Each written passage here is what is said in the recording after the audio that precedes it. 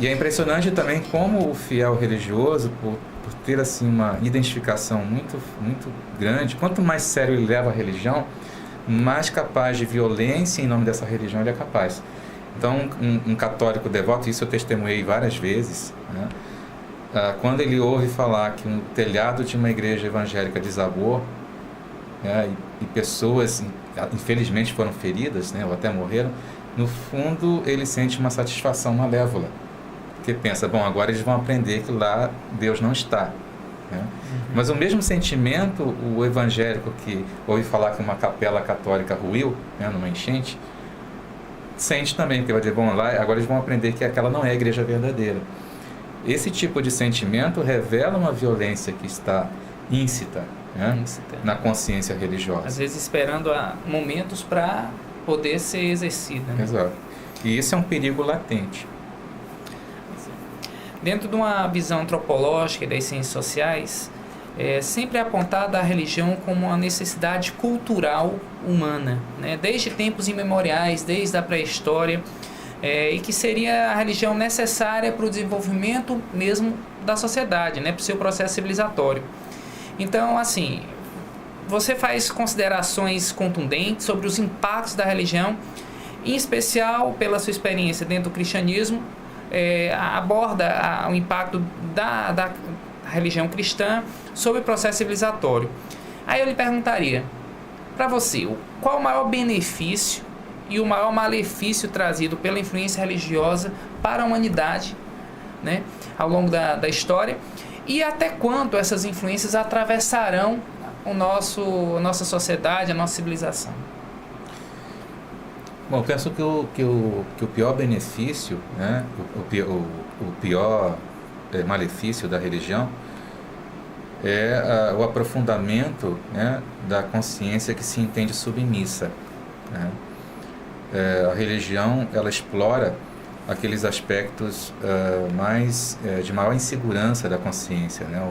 Os lugares de menor resistência da consciência. A pessoa passa a acreditar, né, que ela não é capaz, que ela só é na medida em que ela depende, né, de um ser superior. Parece que tudo aquilo que possa vir de bom, né, de uma pessoa se deve, né, a alguma coisa que Deus fez ou Deus colocou, né, e tudo aquilo que existe de mal é atribuído à própria pessoa, né. É claro que nem toda religião trabalha com o conceito de Deus, né. Muitas religiões não trabalham com esse conceito, mas de qualquer maneira as religiões, elas conduzem, né, a pessoa a essa visão diminuída, né, de si mesma, para a exaltação de algum tipo de objeto, de algum tipo de rito, né, que substitui a vida, né, que substitui, em última instância, a responsabilidade que a pessoa teria sobre suas próprias ações. Então, a criação de uma consciência submissa, isso é o pior problema. E atrelado a isso, existem muitos outros problemas. Eu costumo, assim, falar disso para as pessoas, né, para que elas possam ter uma ideia melhor, fazendo mão de uma metáfora, ou de uma pequena história, né?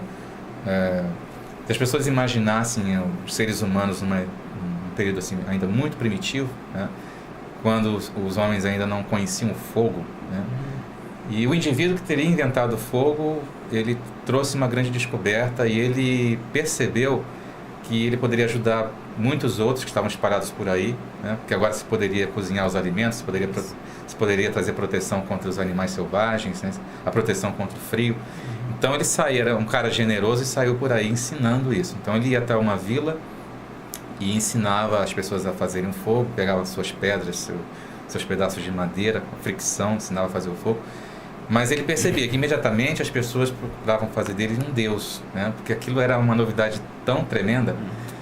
E diziam, bom, isso aqui tem que ser divino, isso aqui veio do céu, né? E ele era um enviado. Então, ao perceber isso, como ele era um cara muito generoso, ele fugia à noite para uma outra aldeia.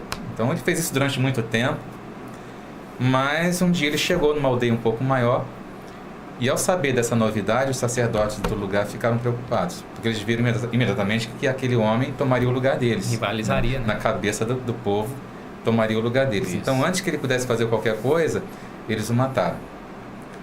Mas depois viram que estavam com um problema nas mãos, porque o povo se revoltaria, né? Então, o que eles pensaram em fazer? Bom, o Homem do Fogo morreu, vamos pegar suas roupas ensanguentadas, suas ferramentas, vamos colocar isso num altar e vamos reverenciar a memória desse inventor do fogo, né?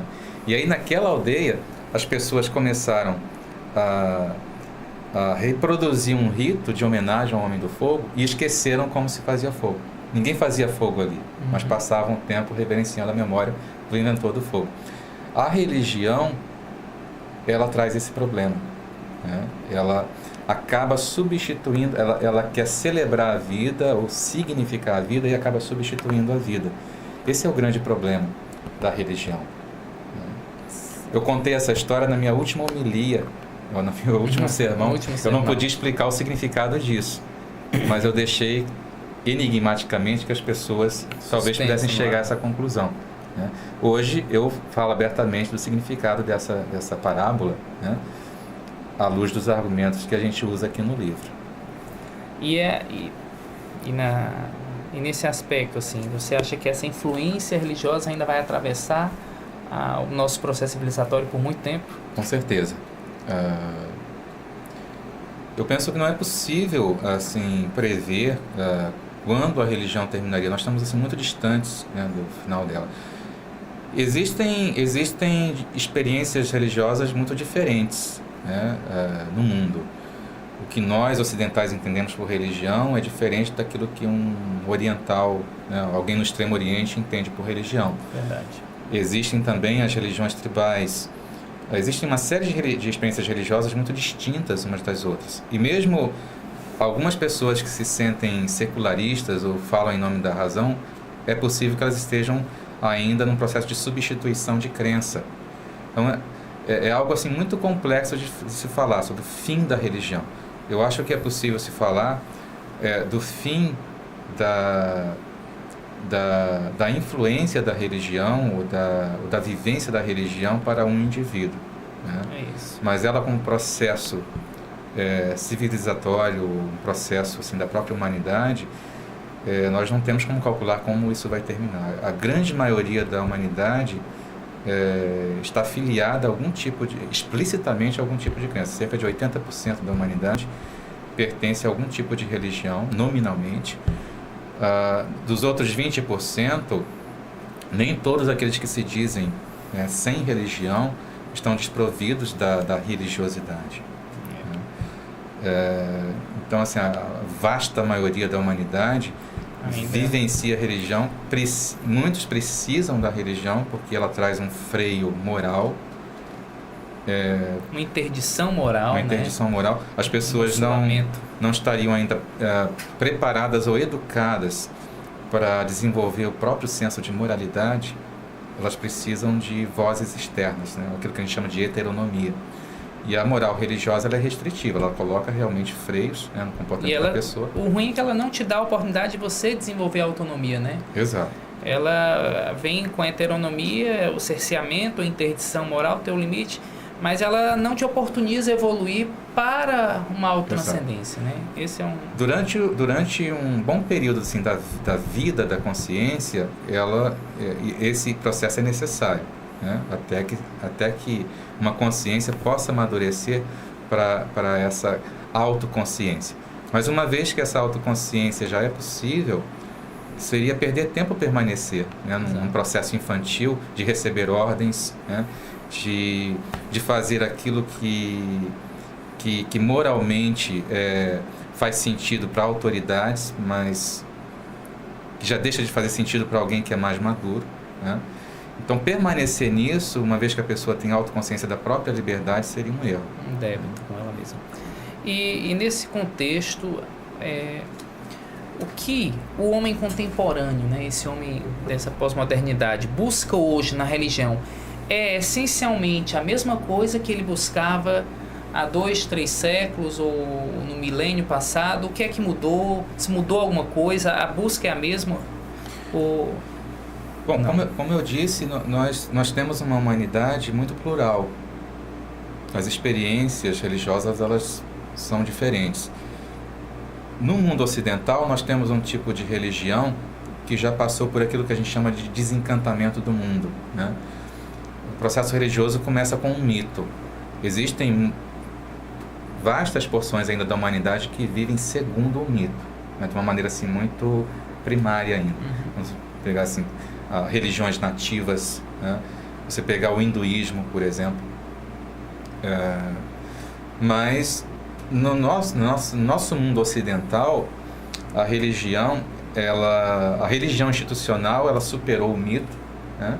E a ciência, de alguma maneira, calou uma série de reivindicações que a religião fazia. Hoje, a religião não pode explicar como o mundo funciona, porque o mundo funciona à revelia da religião, né? Quando nós acendemos um interruptor, nós não pensamos mais que isso é um milagre, né? No passado, isso seria possível. Na Idade Média, você doente era um castigo de Deus. Exato. Se você ficasse curado, Deus lhe perdoou, né? Quando surge a microbiologia e desvela isso aí, então você não precisa mais ficar subserviente. Então hoje, assim, no Ocidente, o religioso já chegou à compreensão de que ele precisa da ciência, a ciência faz o mundo funcionar,